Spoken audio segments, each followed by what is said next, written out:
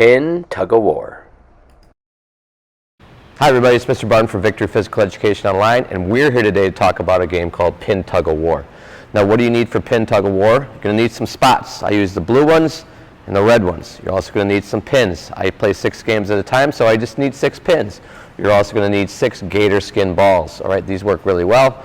You could use any type of ball that you wanted to though. The smaller the ball, the harder the activity. Now the setup for this activity is as follows. You're going to, I have 6 games going at a time. Each game is going to have 7 spots, 6 blue, and then there's 1 red in the middle. That's where you put that pin right in the middle on that red spot. All right? So the object of this game is for one team, let's say the O's, to get that pin to their spot that's closest to them. All right? First team to do that wins. So now they start with the ball. Let's say they're rock, paper, scissors. Who gets the ball first? Okay, the O's get the ball first. Now the O's are going to roll that ball. At this point we have discussed how to roll properly. I usually say use your best hand, put your best leg back, get your fingers to the floor, and roll that ball, making sure it rolls nice and smooth.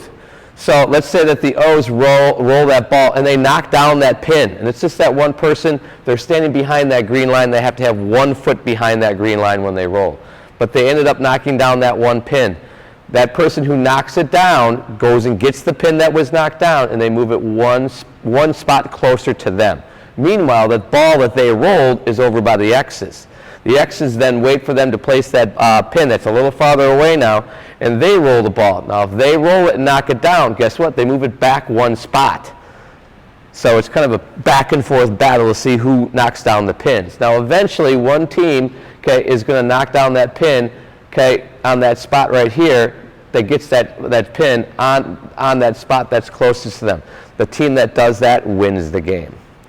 Now, I usually play for about 2 to 3 minutes on each side. And then we rotate. Now, if the team does win, I just tell them to start over, replace the pin in the middle, and play again. But when we do rotate, and we do this a lot, let's say I usually have one group that stays stationary and does not move.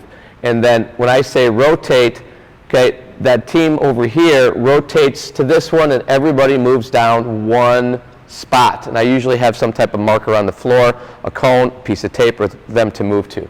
And this group on the end moves down to this one, and everybody ends up playing another team, which is a key to the whole activity. It gets a little stale if you play the same team over and over again. Kids like competition. They like to compete against other groups.